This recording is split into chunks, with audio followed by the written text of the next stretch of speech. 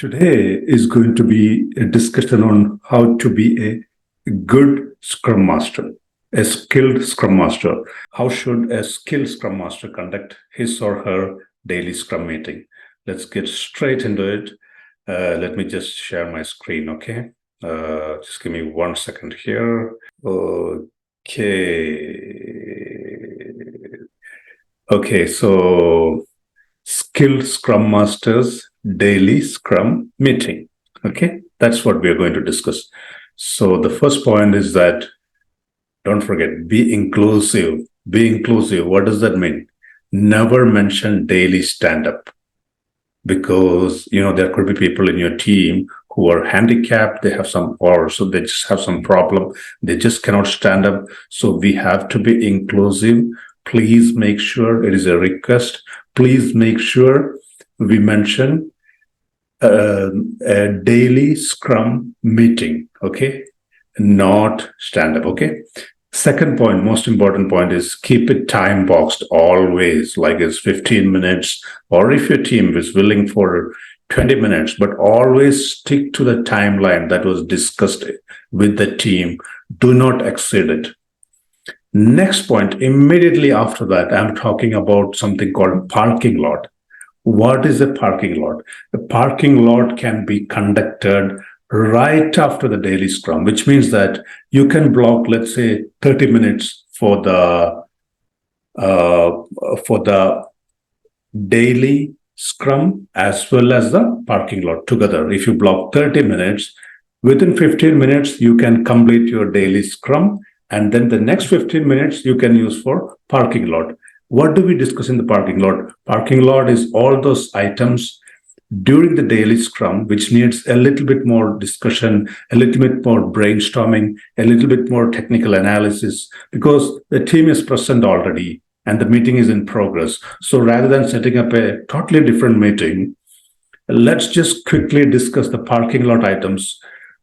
So during your daily Scrum meeting, you could ask the team, do you want to discuss this item in a parking lot? Which means that after the 15-minute window for our daily Scrum, we get right into parking lot. In parking lot, let's say we have 3 items to discuss. So we go one by one and we discuss about it in the parking lot. That's what parking lot is. Parking lot is brainstorming or technical discussion right after the daily Scrum meeting, which can be combined into one meeting. But make sure that the parking lot will be for a smaller group of people. So let's say the product owner is busy, he or she has to go attend another meeting. We don't want to hold them.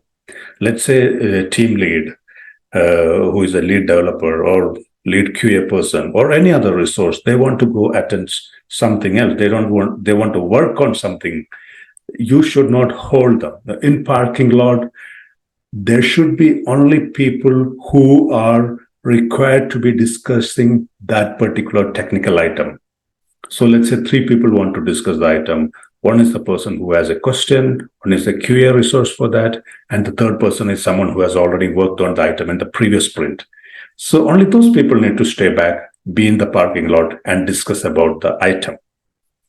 So that is very important. That it doesn't need to be the full Scrum team, because we are giving the team time back to them. After the 15-minute daily Scrum meeting, they're free to go do their work. Okay, so this parking lot is very important, because with parking lot, we get to keep our meeting time boxed.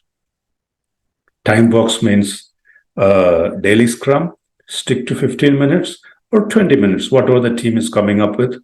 After that, we could jump into parking lot for a little bit more detailed discussion. That's what parking lot is for. Okay, and if you have any questions or clarifications about this, please put it in the comments, and I assure you 100% I'm going to answer your questions. Let's get to the next one. So next point here is the Scrum Master or the product owner is not mandatory in the daily Scrum. Okay, especially for an experienced Scrum team, the product owner need not be there. The Scrum Master need not be there. It is okay they are there, but the team should be able to run the meeting themselves. So the point here is it is not mandatory for them. So when you are doing the daily Scrum, on a Friday or on Thursday when it's not very busy, you could just let one of the team members run the Scrum for you instead of you running it daily. So you could just request one of the team members to share the screen, to share the board, so that they get the exposure to do the daily Scrum themselves rather than depending on the Scrum Master. That is a good exposure the team will appreciate. And let's say the Scrum Master is not well, or he or she has to go for something else, the team will be confident enough to run the Scrum themselves. The main point here is the Scrum Master or the product owner is not a mandatory attendee in the daily Scrum. It's good that they're there, but it can also be that they're not there. Still, the Scrum should go uninterrupted. You know what I mean? The Scrum should be as efficient when the Scrum Master is there as when he or she is not there. That is when the team becomes self-sufficient. Okay. And the next point here is, don't keep asking the same, don't ask your team to repeat the same. Because the three standard questions are, what did you do yesterday? What will you do today? Any blockers or impediments? This is actually micromanagement. And let's say your team is experienced. You don't want to ask these questions. You could just let the team go with the flow. But if they're not specifically mentioning what needs to be mentioned, then you should interrupt and ask them. So do not always go by these three questions, because this almost look like, you're kind of micromanaging the team, right? That's not what we want. What we want is for each of the team members to come forward and share with the team what is actually their effort towards the sprint goal. That's the main thing, right? Because sprint goal is where the sprint goal is where the Scrum team is heading towards. So we need them to answer in such a way that how is each team member contributing towards the sprint goal? So these three questions, if it is a new team, they're not very experienced, they're learning, then these three questions are okay. But if it's an experienced team, we should not actually go by these three questions. We should just let the team run it and listen and monitor how things are going. The next point I have here is, so what is an impediment, right? Impediment is something that slows the team down, because many times impediment is misinterpreted as something that is totally blocking them. When you actually look at the word impediment, let's say we have a traffic impediment, for example. If there is a traffic impediment, it doesn't mean that the traffic is entirely blocked. The traffic could be interrupted, but they could take a side road. So which means that when there is an impediment, it is something that is slowing down the team. So basically we are asking if they have an impediment, if there's something that is slowing down, or if there is any blockers. Blocker is actually stopping it. So we should ask these two questions. Both are important. Okay, and both are important to be mentioned. Is there something that is slowing down the team? Or is there something there is an actual blocker? Okay, and also avoid focus on individual accomplishment. So when the team members are saying that I did this, I'm going to do this, and another team member is saying the same thing, then it almost becomes like it's more of an individual accomplishment. Team is sharing individual accomplishments. What is needed is collaboration and open communication. So it's not focusing on what everybody achieved. What actually is needed is open communication, so that, let's say there is a real blocker that needs to come out. The team has to have open communication. They need to interact with each other. They need to be talking about the items that the other person is working on. Because if there is a critical item that is blocked, And if the person who is a developer or QA on that resource is not speaking up, actually what we need is a collaboration and open communication, not just about what you did, what you achieved. Because in that case, let's say 5 team members are telling about their achievement, 6th team member, he or she doesn't want to look like they're not smart enough, so they're going to hide what they actually want to say. That is why the focus should not be on what you did today, what you're going to do today, what you did yesterday, and what is. It should be more about a little bit of open discussion and more participation. The aim of the daily Scrum is collaboration to achieve the sprint goal.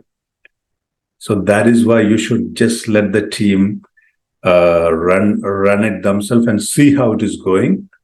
And next step is let the team follow an approach they are comfortable with.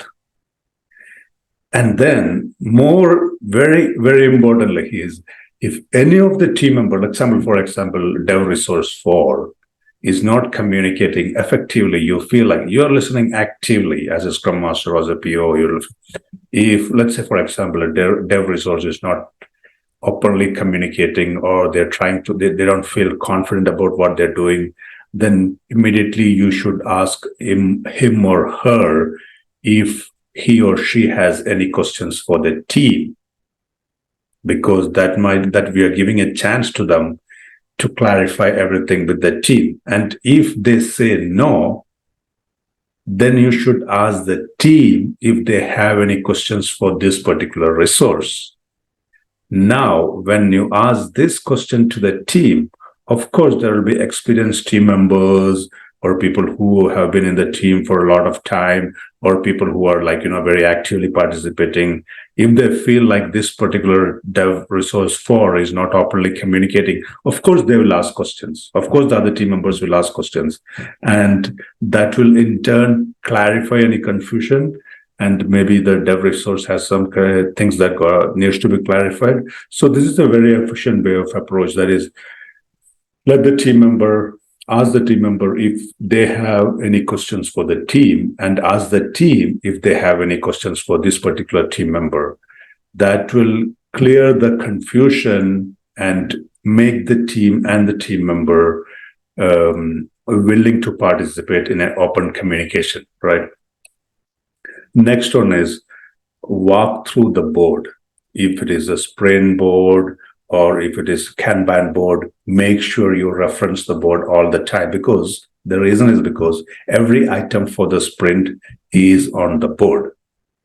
So if you're missing the board, you might end up in a situation where you're missing important items that is already planned for the sprint. That is why walk through the board, because we don't want to miss anything that is planned for the sprint. This is very important, because we just don't want to be asking every team member what they did, because there might be some items that is missing. There might be some item that nobody is working on. So always reference the board. Always reference the Scrum board or Kanban board, or Jira board, Rally, whatever you have. Please reference that while you're conducting the daily Scrum. And then walking through each item on the board rather than calling each team member can be a good approach for an experienced team. Let's say you're working as a Scrum Master for an experienced team, right? You don't need to go person by person. You just can go item by item on the board. So one item, 2 people may be working on it. They would both speak up. So once you cover the entire board, you will get to the area where there is items that nobody has picked up so far. So if you follow that approach, this can also be a good approach, because when you're calling out every team member's name and then, following the same approach every day, it can be a bit boring and it can be a little bit tedious for the experienced team. If the team is new, it's all good. No worries about that. Okay. Okay, that's it for now. If you have, thank you for listening, and I appreciate your time. If you have any questions on Scrum or Agile, how to be a good Scrum Master, and anything, any details you need, please feel free to contact me. Just shoot me a comment and I will make sure that I will create a good video for you. Thank you very much. Bye now. Bye.